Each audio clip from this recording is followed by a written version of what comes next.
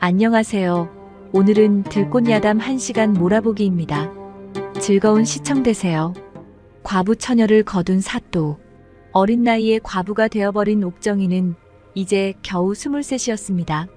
옥정은 절개가 곱고 세상의 유혹이나 어려움 앞에서도 흔들리지 않았으며 자신의 길을 묵묵히 걸어가는 강한 내면을 지니고 있었습니다. 결혼한 지 겨우 1년 만에 사랑하는 남편이 병으로 세상을 떠났지요. 남편의 죽음은 그녀에게 하늘이 무너지는 것처럼 큰 충격이었습니다. 젊은 나이에 과부가 되어버린 그녀의 인생은 이제 막막할 뿐이었지요. 그러나 슬픔에 잠길 시간도 없었어요. 옥정은 병으로 누워 계신 시어머니를 모셔야 하는 현실에 부딪혔지요. 마을 사람들은 아들의 죽음으로 시어머니가 충격받아 몸져 누워버렸다고 했지요. 젊은 나이에 과부가 된 옥정은 동네에서는 보기 드문 미인이었습니다. 그러나 그런 미모가 무색하게도 그녀의 운명은 너무도 기구했지요. 어린 나이에 과부가 된 옥정이가 아직 23에 불과하다는 사실은 사람들의 가슴을 더 아리게 했어요. 마을의 남정네들은 그녀를 보며 수군거렸지요. 참 이쁜데 어린 나이에 과부가 되다니 안 되었구먼. 그렇지. 저 나이에 남편을 잃었으니 얼마나 기가 막힐까? 안쓰러워서 말이야. 아까운 처자야. 나이도 젊고 얼굴도 저리 예쁜데 남편이 가버렸으니 긴긴 밤을 어찌 보냈담. 내가 마누라만 없으면 옥정이를 구제해주는 건데 아깝네 아까워. 옥정이는 남정네들의 시선에 민망하지만 아무렇지 않은 척했으며 마음속 깊은 곳에서는 그들이 느끼는 동정심이 오히려 더 아프게 다가왔습니다. 옥정이는 밭일을 하며 짬이 날 때마다 남의 집에서 허드렛 일을 시작했어요. 그것이라도 해서 손에 줄 수 있는 몇 푼을 모아야 시어머니 약값이라도 될 테니 아무리 고된 일이라도 마다할 수 없었답니다. 힘들어도 어머니 약값은 마련해야지. 하늘에 계신 서방님이 걱정하지 않도록 어머니를 잘 보살펴드려야 할 텐데. 그녀는 매일 혼잣말로 자신을 다독였지요. 시어머니 약값이 만만치 않아 옥정이는 그 돈을 모으기 위해 점점 자신을 혹사시켰습니다. 그러다 보니 옥정이의 끼니도 점점 줄어들기 시작했지요. 하루에 2끼 죽을 먹으며 고된 노동을 견디는 그녀의 모습은 마을 사람들의 눈에도 안쓰럽게 보일 정도였다지요. 옥정아, 그렇게 굶고 다니다가는 몸 상해. 이거 쑥개떡인데 하나 먹고 하렴. 마을 어르신들이 걱정스러운 마음에 오다가다 먹을 것이 있으면 나누어 주기도 하고 위로도 아끼지 않았습니다.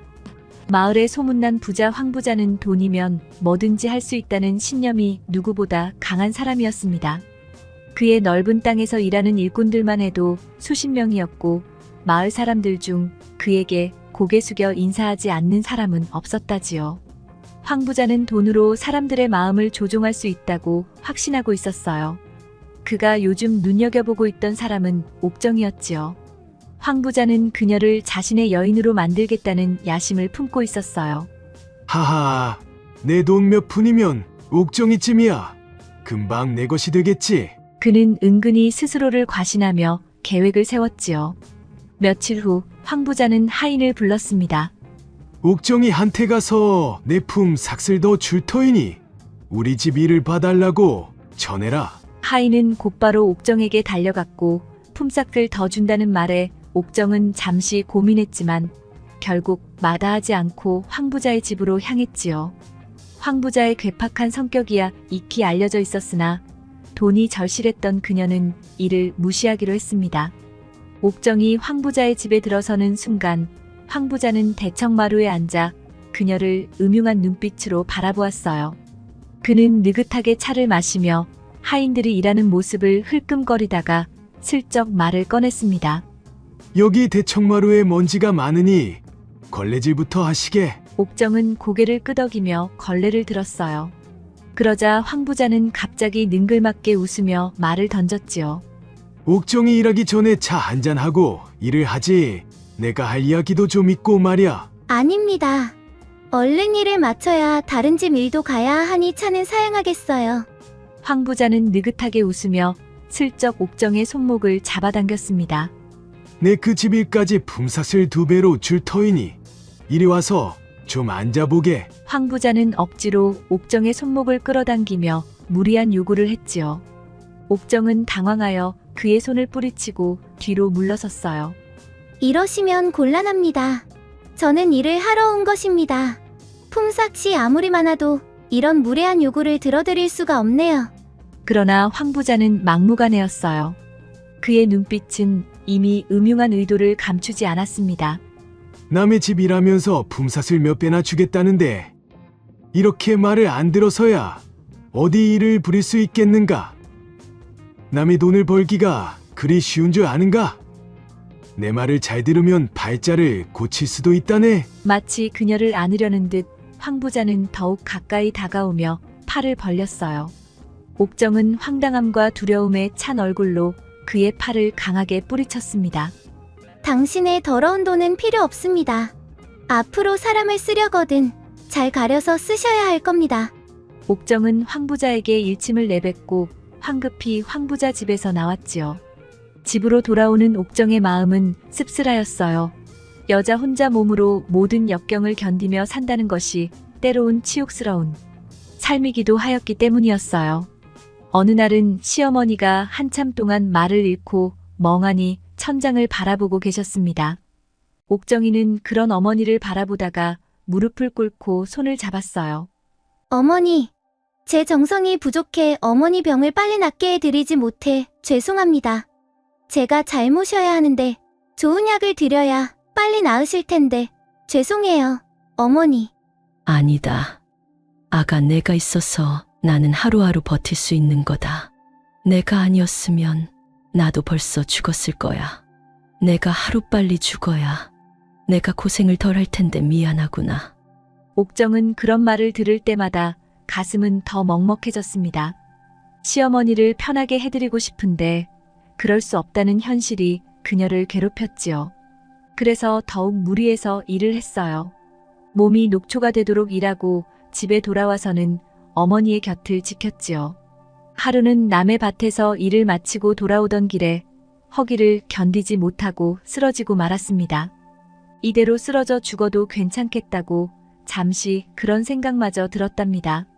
옥정이, 정신 차리게나. 어서 일어나야지. 마을 사람들의 다급한 목소리에 눈을 떴을 때 온몸이 비틀거렸지만 두 손에 꼭 쥔 돈 몇 푼을 놓치지 않으려고 주먹을 꽉 쥔 채로 비틀거리며 집으로 돌아갔습니다.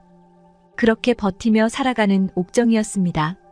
시어머니의 약값을 마련하고 쌀 한 줌 아껴가며 겨우겨우 하루를 이어갔답니다.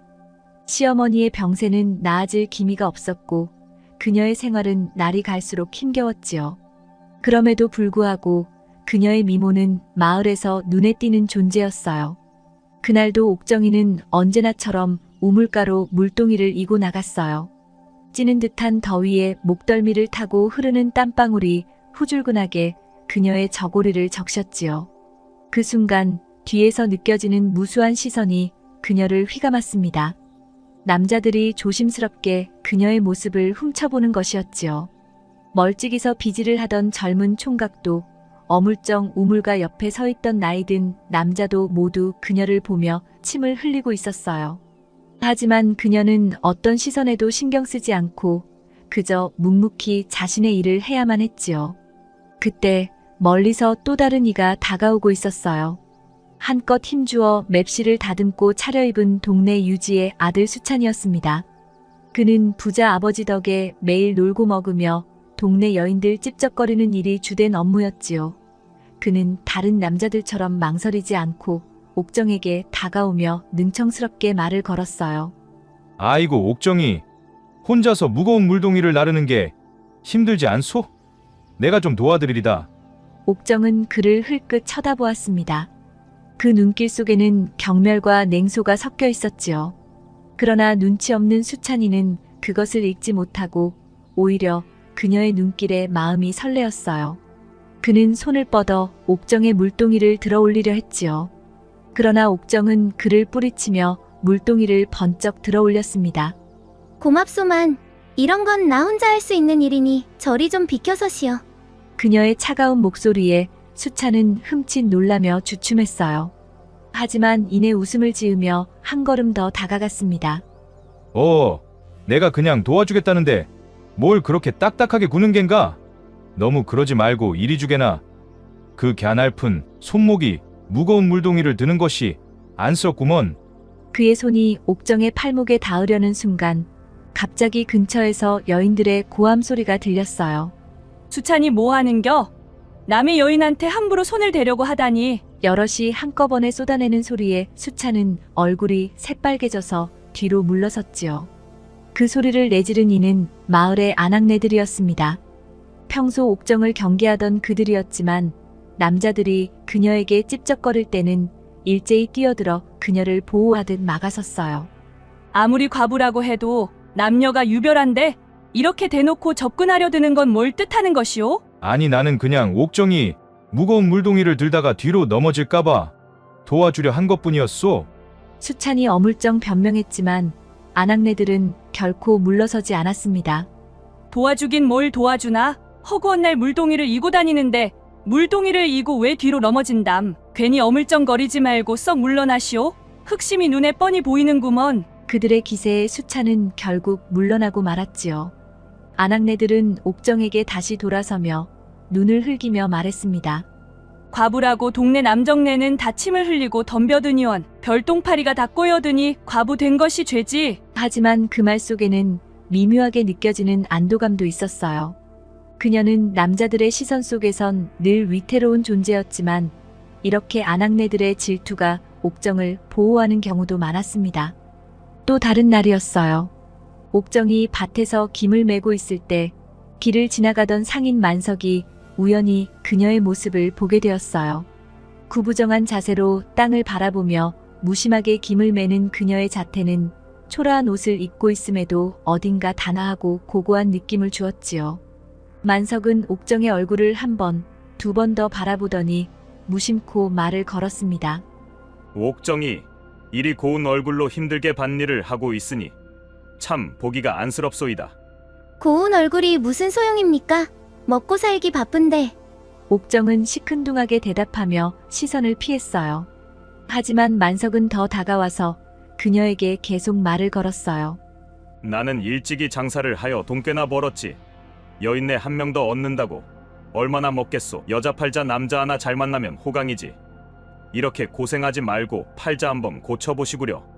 옥정의 얼굴이 일그러지는 걸 느끼면서도 그는 아랑곳하지 않고 자기 속내를 내비쳤어요. 저는 한 입이 아니고 어머니까지 입이 둘인데 어쩐답니까? 옥정은 성난 얼굴로 만석을 흘끗 쳐다보며 비웃듯 말하였어요. 그러자 만석은 잠시 멈칫했지만 이내 어깨를 으쓱하며 허탈한 웃음을 지었습니다. 뭐 노인네가 드시면 얼마나 드신다고 까짓거. 둘이 합쳐봐야 잘 먹는 동네 아낙네 한 몫밖에 더 하겠소. 그러니 생각이 바뀌면 언제든 나를 찾아오시오. 내가 언제라도 옥정이 받아줄 마음이 있으니께 기다리고 있겠소. 옥정은 한숨을 길게 내쉬며 등을 돌렸어요. 이러한 유혹의 시선과 말들이 한두 번이 아니었지만 모두 과부에게 희롱하는 것으로 들릴 뿐 옥정의 마음을 흔들림이 없었습니다. 그러던 어느 날 고을에 새로운 사또가 부임해 왔습니다. 부임 첫날부터 사또는 수하 관원들과 함께 마을을 둘러보며 지역의 사정을 파악하고 있었지요. 그의 행차는 고을 사람들 사이에서 화제가 되었고 많은 이들이 고개를 내밀고 새로운 사또를 구경하기 위해 몰려들었습니다. 사또나리, 저기 저 우물이 고을에서 제일 오래된 곳입니다. 물맛이 좋기로 유명해서 마을 안악들이 모두 이 우물가에 모여들지요. 현감이 사또에게 우물 쪽을 가리키며 설명하고 있었어요. 사또는 그쪽으로 천천히 시선을 돌리며 마을 풍경을 눈에 담았습니다. 그렇게 우물가를 바라보던 중 한 여인의 모습이 그의 시선을 단번에 사로잡았어요. 저기 물동이를 이고 있는 여인은 누구냐? 사또의 시선을 끈 여인은 바로 옥정이었답니다. 옥정은 수수한 옷차림에 머리를 단정히 묶고 사분사분한 걸음걸이로 물동이를 이고 있었어요. 그녀의 발걸음은 빠르지도 느리지도 않았고 마치 우아한 춤을 추듯 부드러웠지요.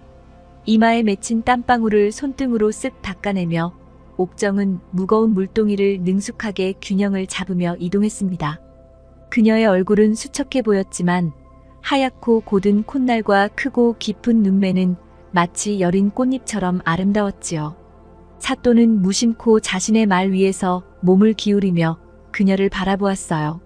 현감이 사또의 시선을 따라 옥정을 보며 머쓱하게 웃었습니다. 사또는 입가에 미소를 지으며 눈을 가늘게 뜨고 여인을 바라보았다. 저 여인은 옥정이라 하옵니다. 일찍이 과부가 되어 시어머니를 모시며 살아가는 여인이지요. 사연이 딱하고 마을 사람들 모두가 그녀의 효심을 칭찬하곤 합니다. 과부라 하였느냐? 사또는 작은 목소리로 중얼거렸어요. 그 순간 그의 눈빛이 묘하게 반짝였습니다. 예, 사또나리. 남편을 잃은 지 벌써 몇 해가 되었고 지금은 혼자 시어머니를 모시며 살고 있습니다. 나이도 아직 젊은데 없는 살림에 병든 시어머니 수발하느라 고생이 이만저만이 아니지요. 현감은 짐짓 안타깝다는 듯 덧붙였어요. 사또는 천천히 고개를 끄덕이며 옥정을 눈여겨보았어요.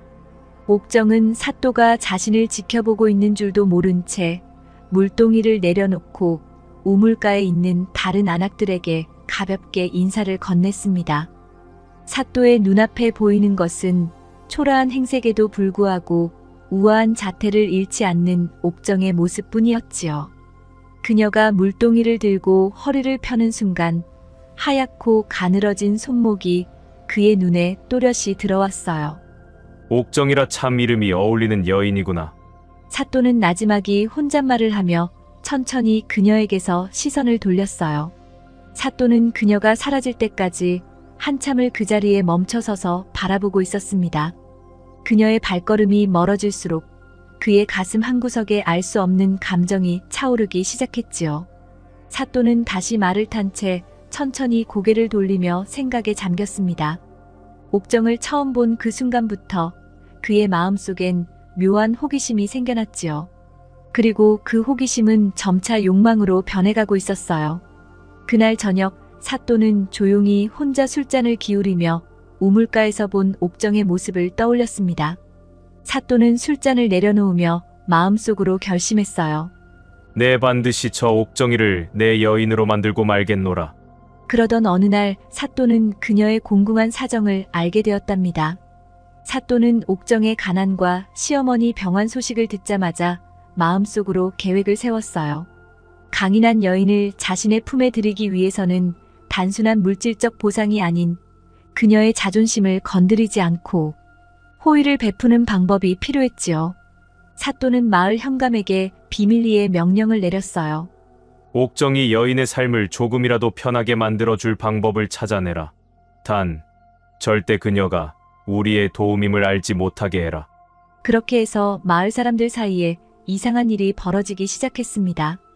옥정이 일이 많아 허둥지둥 집을 비우고 있는 날이면 그녀가 소유하고 있는 작은 밭에 누군가 비료를 뿌려두거나 잡초를 뽑아주는 일이 생긴 것이었어요. 처음엔 그녀도 당황했지만 다음날 가보면 또 누군가 밭일을 도와놓은 것을 발견하곤 했습니다. 도대체 이 일을 누가 한단 말인가? 옥정은 고개를 갸웃하며 궁금증을 가졌지요. 그러나 마을 사람들은 하나같이 나도 모르겠네. 좋은 일이구먼. 누군가 옥정이 딱하니 도와주는 모양이지. 라며 무심한 듯 넘겼답니다. 그뿐만이 아니었어요. 마을 잔치가 열릴 때마다 옥정이네 집 문 앞에 쌀과 보리, 감자와 같은 곡식이 담긴 바구니가 놓여 있었어요. 언제나 그녀가 집에 없을 때쯤이면 놓여있는 그 바구니들은 옥정의 마음을 불편하게 하였어요. 이게 무슨 짓인가? 누군가 동정을 베푸는 게지. 그녀는 며칠간 그 바구니를 그대로 둔 채 집 안으로 들이지 않았습니다. 그러나 시어머니의 병세가 점점 악화되면서 쌀이 바닥나자 결국 옥정은 바구니를 집 안으로 가져오고 말았어요. 그날 밤 옥정은 혼자 앉아 바구니에 담긴 쌀을 손으로 만지며 울고 있었습니다. 고맙습니다.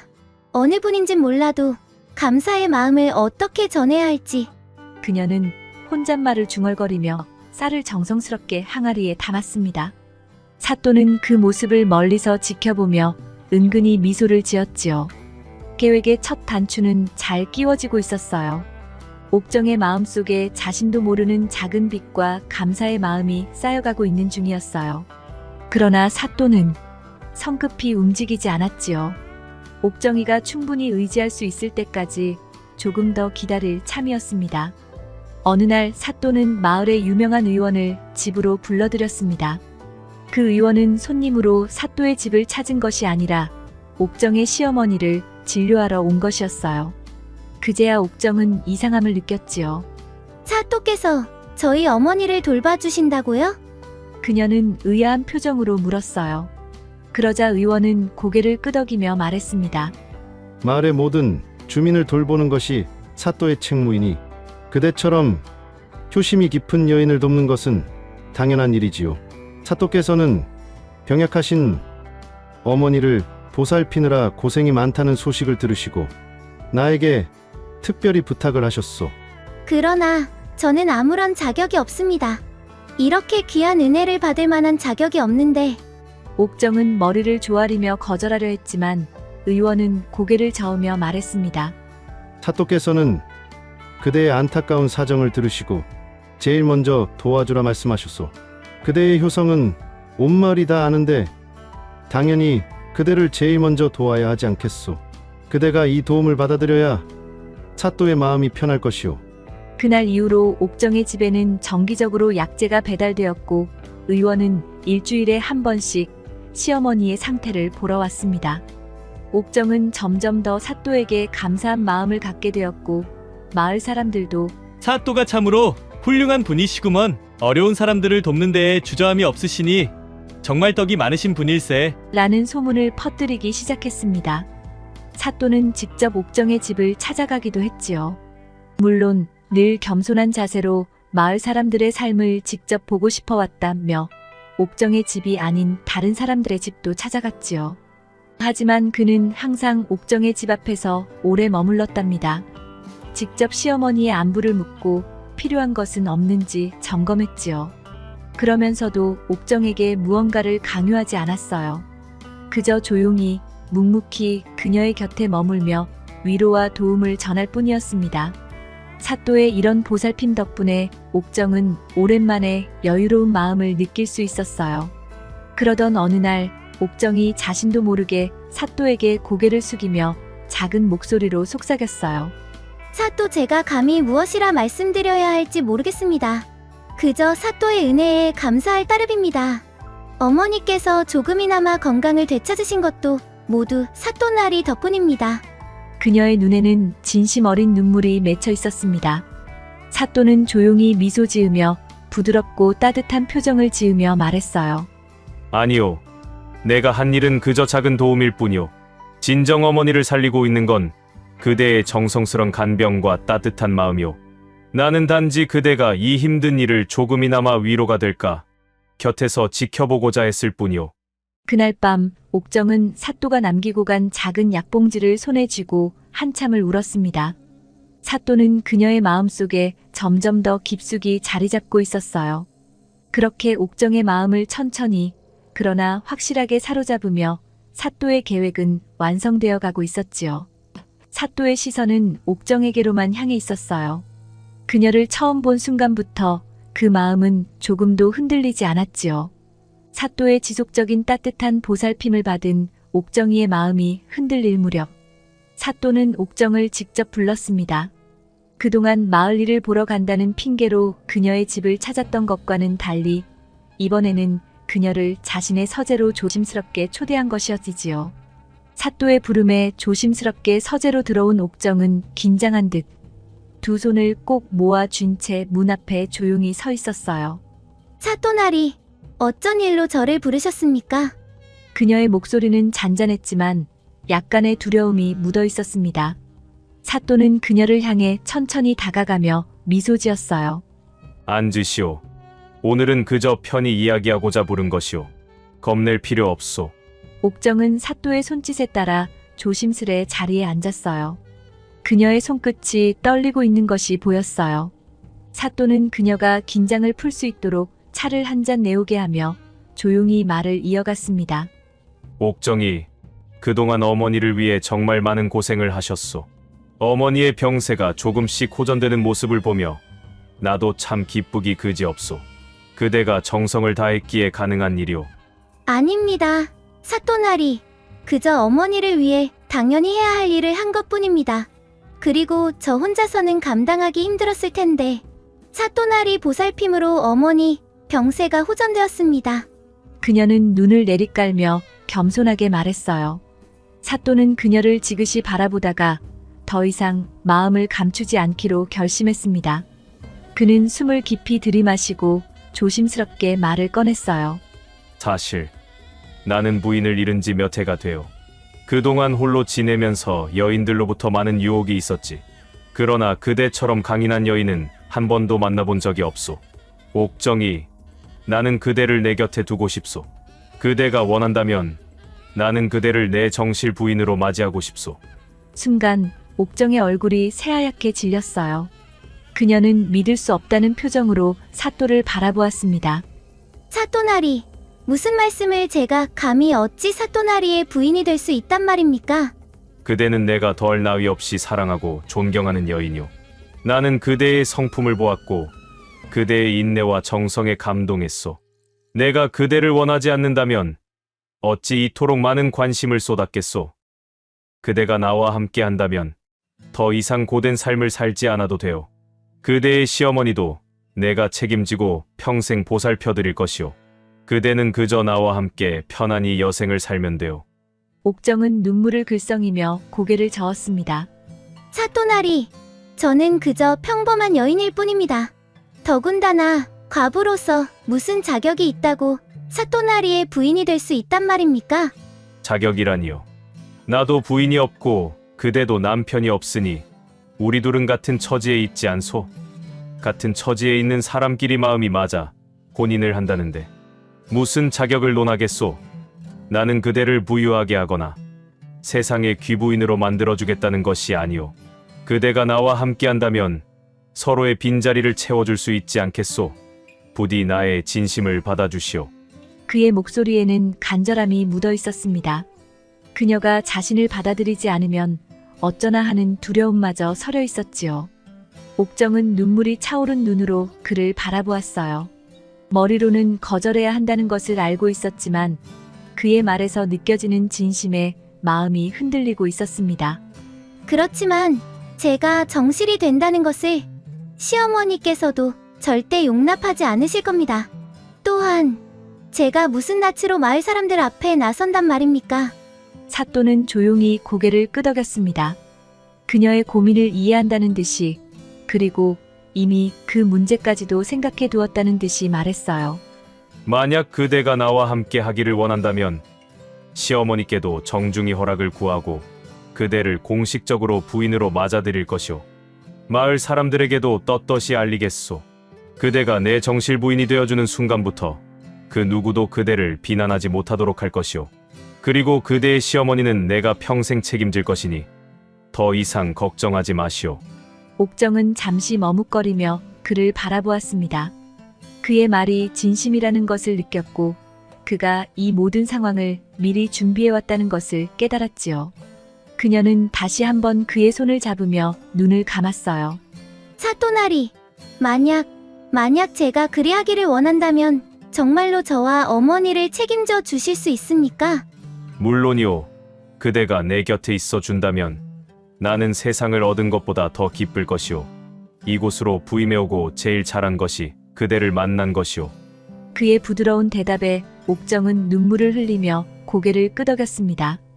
그날 밤 사또는 자신의 서재에서 옥정을 처음으로 품에 안았어요. 그녀는 더 이상 혼자가 아니었답니다. 이제 그녀는 사또의 여인이 될 것이었고 그가 마련한 따뜻한 안식처에서 시어머니와 함께 살아갈 수 있는 날이 다가오고 있었어요. 옥정이는 사또의 정실 부인이 되어 더 이상 힘겹게 밭을 일구거나 남의 집에서 허드렛 일을 하지 않아도 되는 삶을 살게 되었습니다.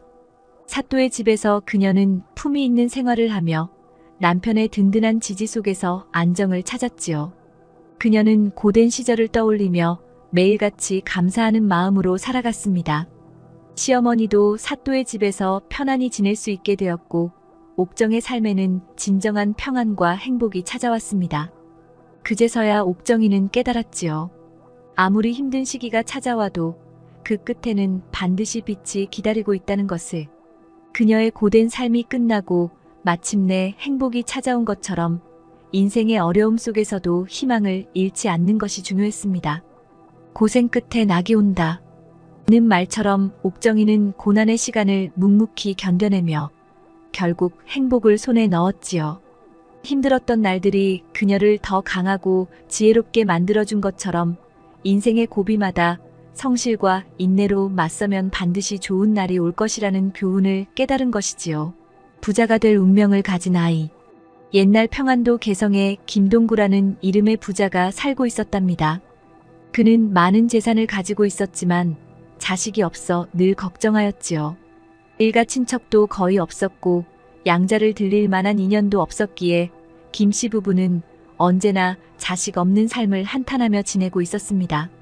어느 날 부부가 마루에 앉아 담소를 나누고 있을 때 집 밖에서 어린 거지 아이가 나타나 밥을 구걸하였지요. 아이는 꼬질꼬질한 옷차림에 온몸에 때가 가득 묻어 있었지만 그의 얼굴에서는 어딘가 모를 귀티가 흐르고 있었답니다. 김씨는 아이를 바라보며 이 아이의 얼굴에서 큰 부자가 될 운명이 느껴지는구나. 라고 생각하였지요. 그는 아이를 불러 얼굴을 더 자세히 들여다보았답니다.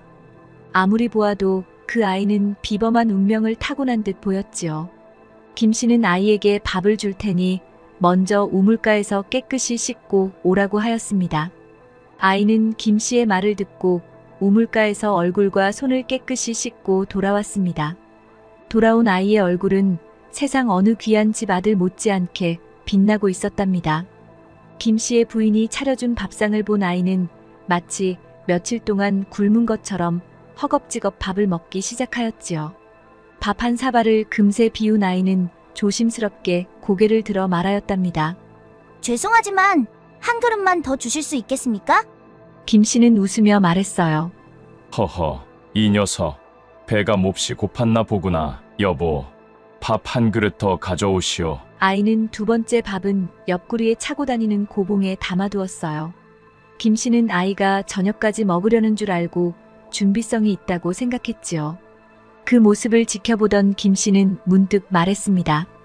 얘야, 내가 밥을 실컷 먹게 해줄 테니 내 양자가 되지 않겠느냐?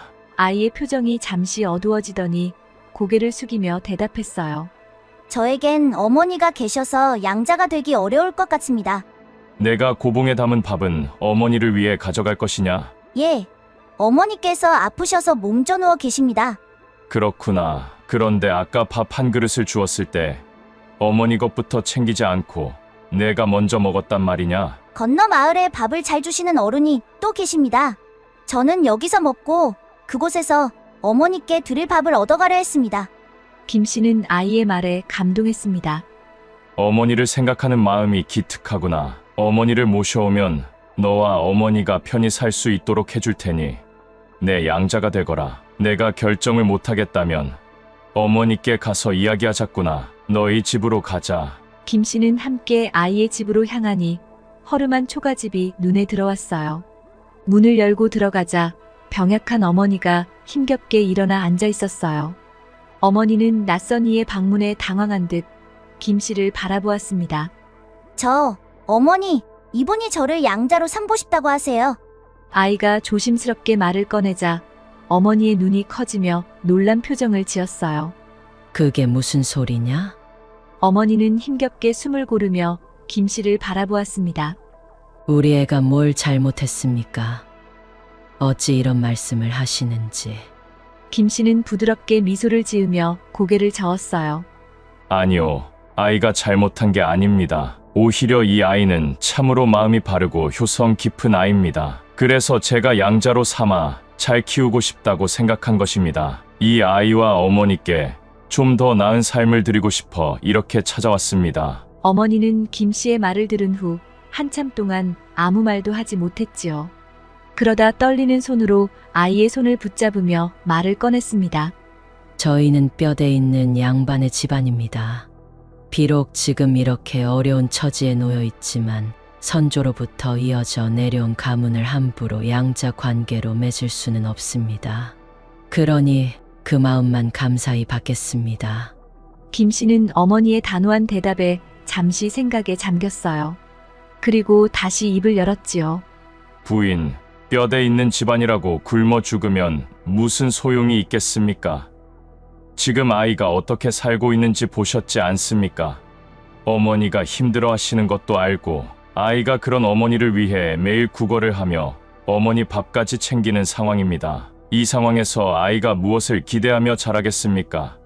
아이가 더 이상 굶주리지 않고 꿈을 갖고 살 수 있도록 좋은 환경을 만들어주시는 것도 필요할 것 같군요. 또 부인께서도 편히 지내실 수 있도록 저에게 맡겨주십시오. 어머니는 김 씨의 설득에 흔들리는 듯 보였지만 여전히 고개를 저었어요. 저희는 그래도 양반으로서의 자존심을 지키며 살아왔습니다. 이렇게 양자로 아이를 보낼 수는 없습니다. 제가 굳이 이 아이를 양자로 삼겠다고 하는 것은 단순히 나의 혈통을 잇기 위해서가 아닙니다. 이 아이가 앞으로 좀 더 좋은 환경에서 자라고 어머니 또한 더 나은 삶을 살 수 있도록 도와드리고 싶을 뿐입니다. 어머니가 양자로 주는 것이 마음에 걸리신다면 그저 저와 이 아이가 서로 돕는 인연으로 여기셔도 됩니다. 그제야 어머니는 길게 한숨을 내쉬고 조용히 고개를 끄덕였어요. 그렇다면 아이를 잘 부탁드리겠습니다. 저는 그저 이 아이가 저보다 더 나은 삶을 살길 바랄 뿐입니다. 어머니의 눈가에는 눈물이 맺혔고 아이는 그런 어머니의 손을 꼭 잡고 떨리는 목소리로 말했답니다. 저 어머니와 함께 살 수 있는 거죠? 김 씨는 고개를 끄덕이며 대답했어요. 물론이다. 어머니도 내가 잘 모시도록 하마. 너와 어머니가 편안한 삶을 살 수 있도록 돕겠노라. 그 순간 어머니와 아이의 얼굴에 안도와 미묘한 슬픔이 스쳐갔어요. 그들의 삶은 이제 새로운 국면을 맞이하게 되었답니다. 김 씨는 옆집에 집을 구입해 아이의 어머니를 살게 했으며 아이는 김 씨의 양자가 되었지요. 그렇게 해서 아이는 김희수라는 이름을 갖게 되었답니다. 김 씨 부부는 희수를 친아들처럼 아끼고 사랑했어요. 희수도 김 씨 부부에게 어머니, 아버지 부르며 잘 따랐고 가끔 친어머니를 찾아가 돌보기도 했지요. 그는 양부모에게도 친부모 이상으로 효도하며 행복한 나날을 보냈습니다. 세월이 흘러 희수가 19살이 되었을 때 그는 혼인을 하고 가정을 이루게 되었지요. 이제 성인이 된 희수는 자신도 가정을 위해 돈을 벌어야 한다고 생각했어요.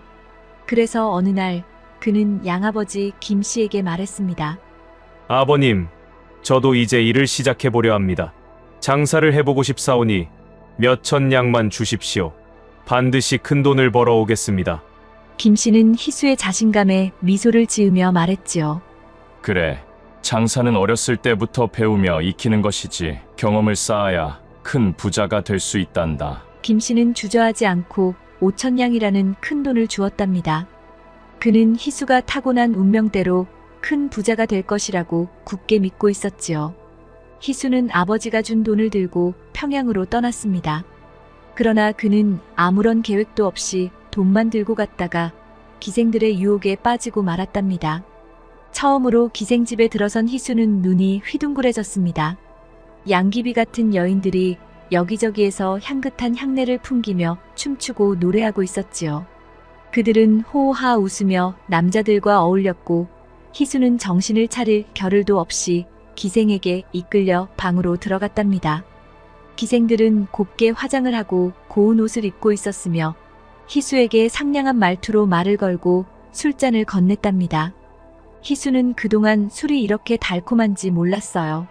몇 순배 술이 돌자 희수는 조금씩 긴장이 풀리기 시작했고 기생들은 희수를 위해 노래를 부르고 춤을 추며 분위기를 돋우었지요. 희수는 그들의 흥에 함께 빠져들었답니다. 기생들은 희수를 돈 많은 장사치로 오해하고 최대한 아양을 떨며 촌티나는 희수에게서 더 많은 돈을 끌어내려 애썼습니다. 한 기생은 희수의 귀에 대고 속삭였답니다. 서방님, 오늘 소인이 처음 느껴보실 만한 기분을 느끼게 해드릴게요. 기대하시고 술 한 잔 더 하세요. 희수는 점점 자신이 특별한 대접을 받고 있다는 착각에 빠져들었지요. 시간이 지날수록 기생들의 매력에 더욱 깊이 빠져들었답니다. 술잔이 비워질 때마다 더 비싼 술이 권해졌고 기생들은 더 많은 시간을 희수와 보내기 위해 그를 부추겼지요. 처음에는 낯설었지만 희수는 점점 더 많은 돈을 쓰며 기생들의 관심을 사는 데만 집중하게 되었지요. 하루가 가고 이틀이 가고 한 달이 지나자 희수는 기생집이 마치 자신의 집처럼 느껴졌고 큰손인 것처럼 돈을 펑펑 쓰며 기생들의 대접에 완전히 빠져들어 헤어나올 수 없게 되었지요.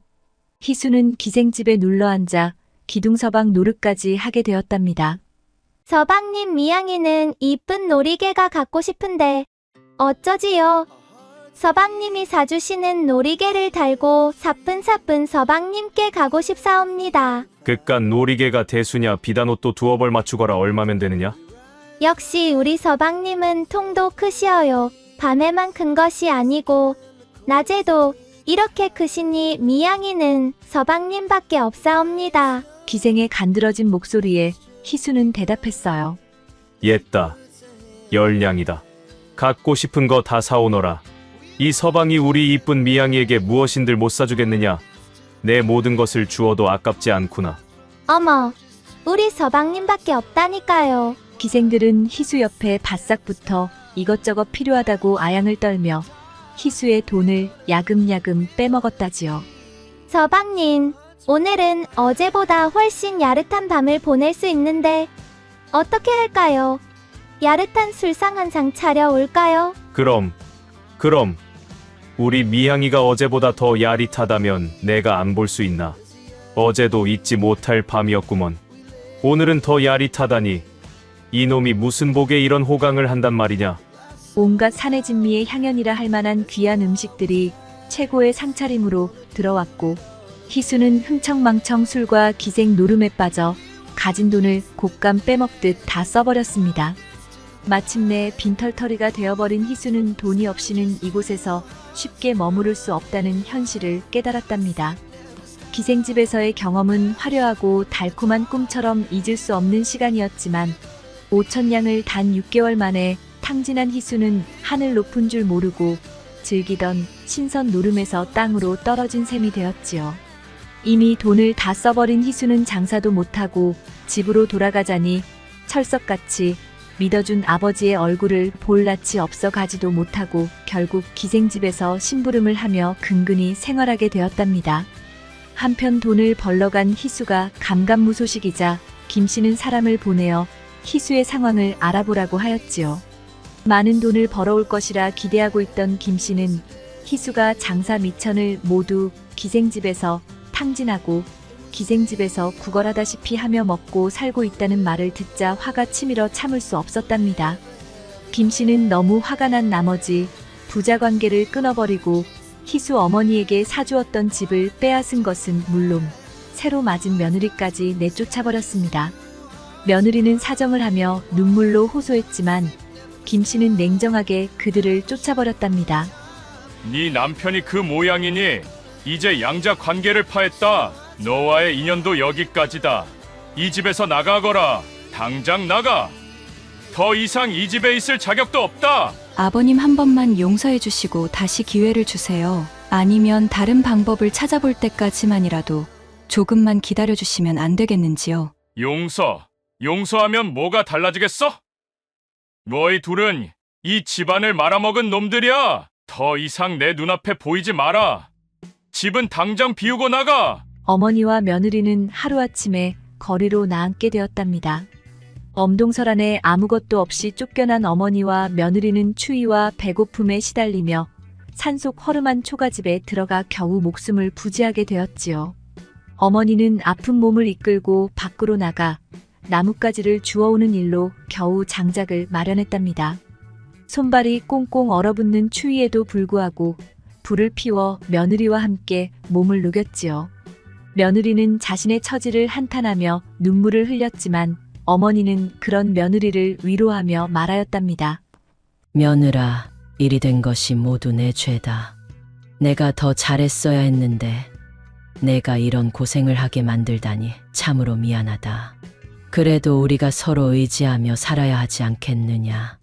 이 고비만 넘기면 분명 나아질 날이 올 거다. 며느리는 어머니의 말을 들으며 눈물을 삼키고 고개를 끄덕였답니다. 어머니는 며느리를 껴안고 추운 밤을 함께 견디었지요. 마을 사람들의 도움으로 가끔 보리쌀을 얻기도 하였고 며느리는 남의 집 허드렛 일을 하면서 하루하루를 견뎌냈답니다. 아들을 원망조차 할 수 없었지요. 그동안 아들 덕분에 어떻게든 살아왔던 어머니는 며느리에게 한없이 미안함을 느꼈습니다.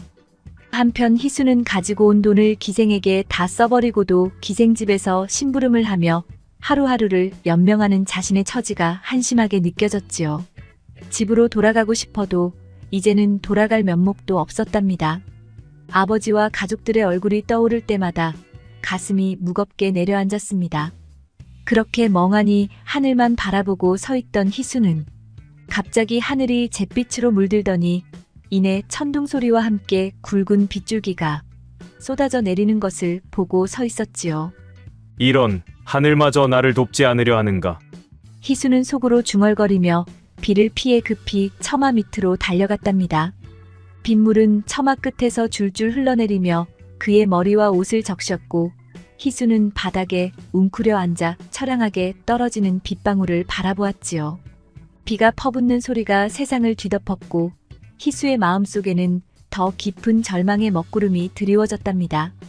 그런데 문득 그의 발밑에서 무언가 반짝이는 것이 눈에 들어왔지요.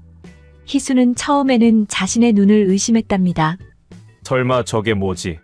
가만히 보니 그것은 작은 금가루였지요. 희수는 깜짝 놀라며 금가루를 손에 쥐어보았습니다. 차가운 빗방울 속에서도 금가루는 뚜렷하게 반짝이고 있었답니다. 희수의 심장은 두근거리기 시작했지요. 이게 어떻게 된 일이지? 희수는 서둘러 금가루가 흘러나오는 곳을 살펴보기 시작했습니다. 그가 자세히 살펴보니 금가루는 바로 기생집 마루 밑에 작은 섬돌 사이에서 흘러나오고 있었지요.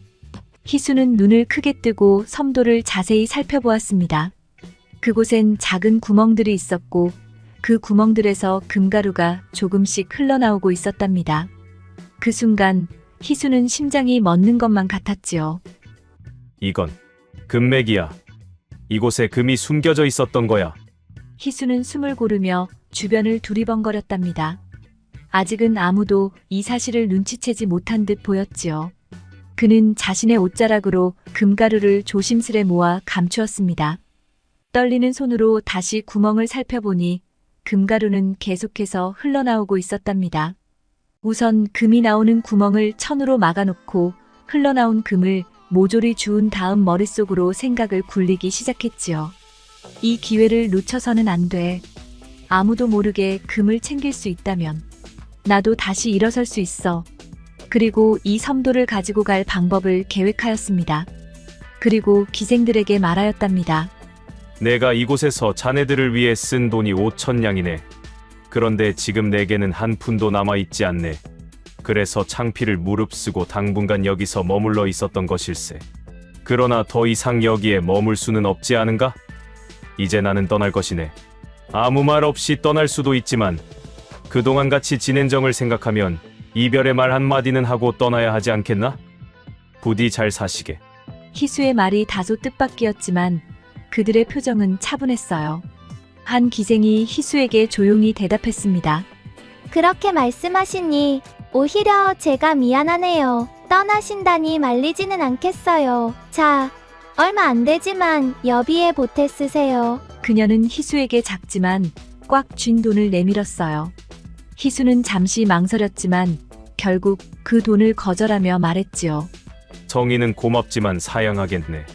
나는 돈보다 다른 것을 선물로 받고 싶은데. 기생은 고개를 갸웃하며 물었지요. 그게 무엇인데요? 희수는 방 안을 천천히 둘러보다가 창밖을 가리켰습니다. 저 밖에 있는 섬돌이네.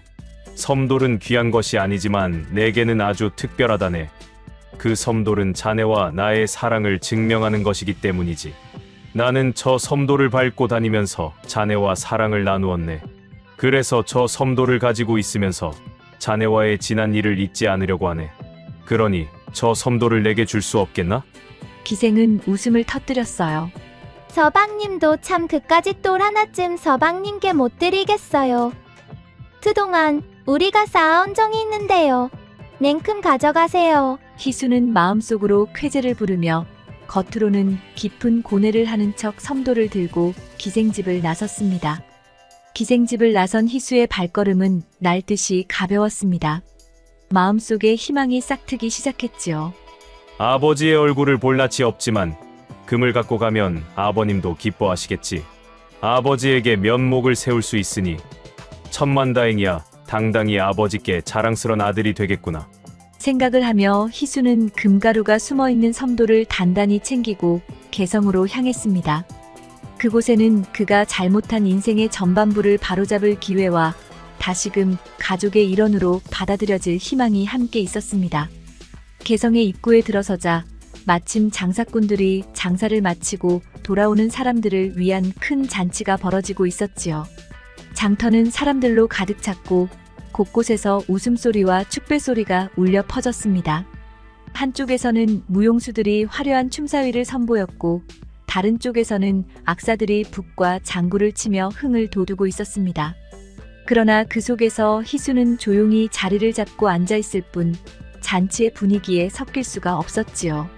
잔치에 모인 장사꾼들은 한결같이 이번 장사를 통해 얻은 이익을 자랑하며 목소리를 높였습니다. 성공의 향기로 가득한 그들의 대화 속에서 희수는 자신이 어딘가 어울리지 않는 존재라는 느낌에 사로잡혔습니다. 그는 그저 그들의 이야기를 조용히 듣고 있을 뿐 아무 말도 하지 않았지요. 고개를 숙이고 있던 그는 문득 잔치에 참석한 사람들 중에서 익숙한 얼굴을 발견했습니다. 바로 그의 양아버지 김동구였습니다. 김 씨는 다른 사람들과 웃으며 즐겁게 이야기를 나누고 있었으나 희수와 눈이 마주치는 순간 그의 표정은 싸늘해졌습니다. 김 씨는 희수를 마치 한 번도 본 적이 없는 사람처럼 차갑게 외면하였지요. 희수는 그 순간 마음이 철렁 내려앉았습니다. 아버지의 냉담한 태도는 그에게 말로 할 수 없는 상처가 되었지만 그는 그저 한숨을 쉬며 자리를 떠날 수밖에 없었지요. 고개를 숙인 채 희수는 천천히 그 자리를 벗어나 개성의 골목길을 헤매기 시작했습니다. 날이 저물고 찬바람이 그의 얼굴을 스치며 주변이 점점 어두워지고 있었고 희수는 어머니와 아내가 어디에 있을지 걱정하며 찾아다니기 시작했습니다. 그러던 중 멀리서 무거운 나무짐을 이고 오는 두 여인의 모습이 눈에 들어왔습니다. 그들의 옷은 누더기였고 얼굴에는 지친 기색이 가득했지요. 희수의 가슴이 요동쳤습니다. 그들은 다름 아닌 그의 친어머니와 아내였습니다. 희수는 그들을 보자마자 달려가 두 사람을 부둥켜 안았습니다. 어머니와 아내는 처음에는 그를 알아보지 못했지만 이내 희수임을 깨닫고 뜨거운 눈물을 흘리며 부둥켜 안았답니다. 세 사람은 서로를 꼭 껴안고 한참 동안 눈물로 지난 세월의 고통을 씻어냈지요. 다음 날 희수는 양아버지와의 관계를 회복하기 위해 결단을 내렸습니다. 그는 작은 천에 약간의 금가루를 넣고 아내에게 주며 말하였답니다. 이 금가루를 가지고 아버지께 가서 전해드리시오. 내가 드릴 말씀이 있다고 꼭 전해주시오. 아내는 금가루가 담긴 천을 들고 김 씨를 찾아갔답니다. 아버님 그동안 무탈하셨습니까? 아니, 내가 아직도 내 시아버지더냐? 양자 파기한 지가 언제인데 아직도 이 집에서 할 일이 남았더냐? 김 씨는 며느리가 밥이라도 얻으러 온 줄 알고 쌀쌀맞게 구박을 하였답니다. 그 소리를 들은 며느리는 희수가 준 천 조각을 김 씨에게 내밀었지요. 김 씨는 처음에는 귀찮다는 듯 고개를 돌렸지만 천을 받아 열어보고 금가루를 보는 순간 그의 눈이 휘둥그레졌지요. 그리곤 희수 아내가 건네준 편지를 천천히 읽기 시작한 김 씨의 표정은 점점 더 놀라움으로 변해갔지요. 아버님, 저는 지난 몇 달 동안 금을 얻었습니다. 지금 보내드리는 금가루만으로도 아버님께서 주신 5,000냥의 값어치는 충분히 할 것입니다. 하지만 제가 가지고 있는 금에 비하면 이 금가루는 먼지에 불과합니다. 김 씨는 손에 든 금가루의 무게를 느끼며 그 양을 가늠해 보았습니다. 7,000냥에 해당할 만큼 엄청난 금이었지요. 그의 마음은 점점 조급해졌습니다. 그토록 큰 실망을 안겨줬던 아들이었지만 이 순간만큼은 다시 그를 품고 싶었답니다. 김 씨는 곧장 며느리에게 말했지요. 희수를 당장 데려오라. 아니, 내가 직접 만나봐야겠구나. 며느리는 김 씨의 다급한 표정을 보고 이제 모든 것이 변할 것 같은 희망을 품게 되었습니다. 다시 김 씨 집안의 며느리가 될 것 같았지요. 어서 내 아들을 데리고 오너라. 아니, 내가 직접 가마를 타고 나가야겠구나. 김 씨는 주저하지 않고 가마에 올라타고 성 밖으로 나갔답니다. 그의 눈은 애타게 희수를 찾고 있었고 멀리서 희수의 모습이 보이자 가마를 멈추고 뛰어내리듯 달려갔어요. 희수야. 김 씨는 숨이 찰 정도로 달려와 희수를 불렀습니다. 희수는 양아버지의 얼굴에 처음으로 따뜻한 미소가 가득한 것을 보고 고개를 숙였지요. 아버지. 희수는 가슴 깊은 곳에서부터 우러나오는 목소리로 조심스럽게 인사했어요. 김 씨는 숨을 고르며 물었습니다. 아들아, 개성에 왔으면 아버지를 찾아왔어야지. 어디서 있다가 이렇게 소식을 전하느냐? 김 씨는 희수를 처음 본 사람처럼 반갑게 맞아주었답니다. 그래도 희수는 이렇게 반겨주는 아버지가 반가웠지요. 너는 그 많은 금을 어디에서 얻었단 말이냐? 희수는 미소를 지으며 대답했지요. 아버지, 이것은 금가루에 불과합니다. 진짜 금맥은 따로 있습니다. 김 씨의 눈이 커지며 희수를 바라보았어요. 어디에? 어디에 있단 말이냐? 희수는 드디어 숨겨두었던 섬도를 김 씨에게 보여주었지요. 그 순간 김 씨의 눈은 휘둥그레졌고 그의 입은 담을 수 없을 정도로 크게 벌어졌습니다. 섬돌에서 반짝이는 금빛이 그의 눈에 들어오자 김 씨는 한참 동안 말을 잇지 못하고 입만 벌리고 있었답니다. 한참 뒤에야 정신을 차린 김 씨는 희수의 등을 세게 두드리며 외쳤습니다. 아이고, 내 아들. 운명이라는 것은 속일 수가 없구나. 처음 내 얼굴을 보았을 때 내가 널 양자로 삼았던 것은 이 같은 운명이 있으리라는 뜻이었나 보다. 그의 목소리에는 감격과 기쁨이 가득했답니다. 지난날 내가 너를 서운하게 했던 것은 다 잊어버려라. 남자라면 한 번쯤 기생에게 빠질 수도 있는 일이지. 그렇게 살아봐야 진정한 인생의 맛을 알 수 있는 법이란다. 김 씨는 주위에 있던 하인들에게 급히 명령을 내렸어요.